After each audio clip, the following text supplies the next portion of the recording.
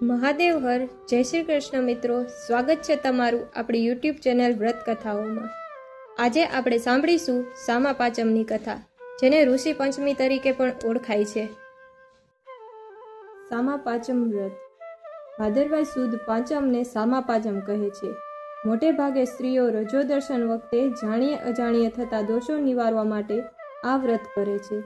આ દિવસ ઋષિ પંચમી તરીકે ઓળખાય છે। વ્રત કરનારે સવારે વહેલા ઉઠી અઘેડાનું દાંતણ કરવું, શરીરે માટી ચોળી માથામાં આંબળીની ભૂકી નાખી માથું ચોળવું। આ દિવસે ઉપવાસ કરવો, સામો ખાવો તથા ફળાહાર કરી શકાય। ઘણા વર્ષો પહેલા વિદર્ભ દેશમાં મયંક નામનો એક બ્રાહ્મણ રહેતો હતો। તેનું પત્નીનું નામ સદગુણા। તેમને એક પુત્ર અને એક પુત્રી હતા। પુત્રનું નામ સુદર્શન અને પુત્રીનું નામ સુશીલા। પુત્ર સુદર્શન મોટો થયો એટલે સર્વ વિદ્યાઓ ભણીને હોશિયાર થઈ ગયો હતો। જ્યારે પુત્રી મોટી થઈ એટલે તેને પરણાવી સાસરે વળાવી। મયંકને હવે નિરાશ થઈ। તે હવે સુખ શાંતિથી પોતાનો નિર્વાહ ચલાવવા લાગ્યો। પરંતુ એકાદ વર્ષ થયું કે ત્યાં તેની પુત્રી ઉપર દુઃખના ડુંગર તૂટી પડ્યા।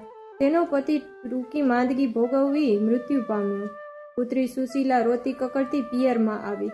પોતાની જુવાન પુત્રીનું દુઃખ જોઈ મયંક સદગુણા આકુળ વ્યાકુળ થઈ જતા, પણ પ્રભુની ઈચ્છા આગળ કોનું ચાલે? તેમણે દીકરીને આશ્વાસન આપી ધર્મ ધ્યાનમાં મન લગાડવા કહ્યું। એક દિવસ મયંકે પોતાના પુત્રને ઘરની બધી જવાબદારીઓ સોંપી દઈ પોતાની પત્ની અને પુત્રી સાથે ગંગા કાંઠે જઈ પાછલું જીવન જીવવાનું વિચાર્યું।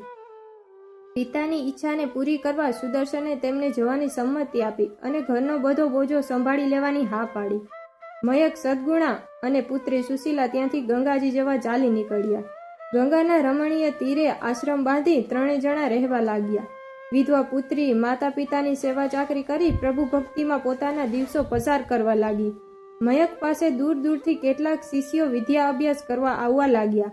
ઉનાળાનો સમય હતો। પુત્રી કામકાજ પરવરીને એક ઝાડ નીચે આરામ કરવા બેઠી કે થોડી વારમાં તો તેને ઘસઘસાટ ઊંઘવા લાગી। તે ઊંઘમાં હતી કે અચાનક તેના શરીરમાંથી પરુના રેલા નીકળવા લાગ્યા અને તેમાં અસંખ્ય કીડા ખદબદવા લાગ્યા।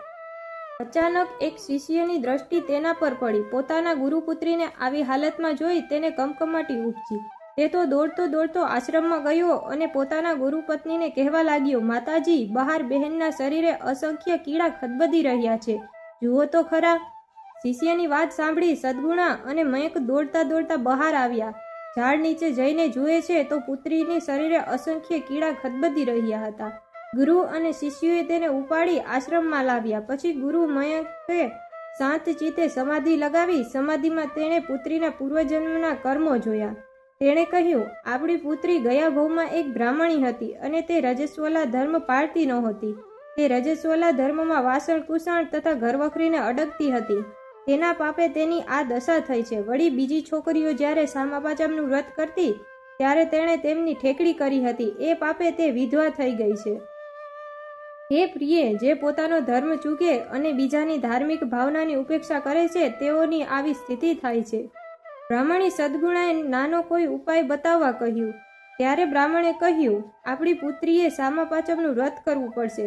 સુશીલાએ મનોમન વ્રત કરવાનો નિર્ણય કરી લીધો અને તે વ્રત કેવી રીતે કરાય તે બાબતે પિતાને પૂછતા પિતાએ કહ્યું, ભાદરવા સુદ પાંચમના દિવસે આ સામા પાંચમનું વ્રત કરાય। આ દિવસે સવારે વહેલા ઉઠી નાઈ ધોઈ ઘીનો દીવો કરવો, દીવા આગળ ફળફળાદીનું નૈવેદ્ય ધરવું। વ્રત કરનારે સપ્ત ઋષિનું ધ્યાન ધરવું। આ 7 ઋષિઓમાં ભારદ્વાજ, ગૌતમ, કશ્યપ, જમદગ્નિ, વિશ્વામિત્ર, અત્રિ અને વશિષ્ઠનો સમાવેશ થાય છે। ત્યારબાદ તેમની કથા સાંભળવી। તે દિવસે સામો, ફળફળાદી અને કંદમૂળ ખાઈ શકાય। તે દિવસે વ્રત કરનાર થોડો સામો ખાઈ ઉપવાસ કરે તો તે વધુ ઉત્તમ ગણાય। તે દિવસે બ્રહ્મચર્ય પાળવું। જો આ વ્રત શુદ્ધ ભાવથી કરવામાં આવે તો તેનું ફળ ઉત્તમ મળે છે। આ વ્રત કરવાથી રજસ્વલા ધર્મમાં ભૂલથી થયેલા દોષો નાશ પામે છે। આ લોક તથા પરલોકમાં સુખ મળે છે। સુશીલાએ મનોમન વ્રત કરવાનો નિર્ણય કરતા તેના શરીરની પીડા ઓછી થવા લાગી। થોડા દિવસમાં તો તેની કાયા કંચન જેવી થઈ ગઈ। તેણે ભાદરવા સુદ પાંચમના દિવસે પિતાજીએ કહ્યા પ્રમાણે શ્રદ્ધાપૂર્વક વ્રત કર્યું। તેના બધા દોષો નાશ પામ્યા। જે સ્ત્રીઓ સારા ભાવથી આ વ્રત કરે છે અને તે દિવસે ગુરુઓની પૂજા કરે છે તેમના અજાણપણે થયેલા દોષો બળીને ભસ્મ થઈ જાય છે. તેમને સુખ શાંતિ પ્રાપ્ત થાય છે.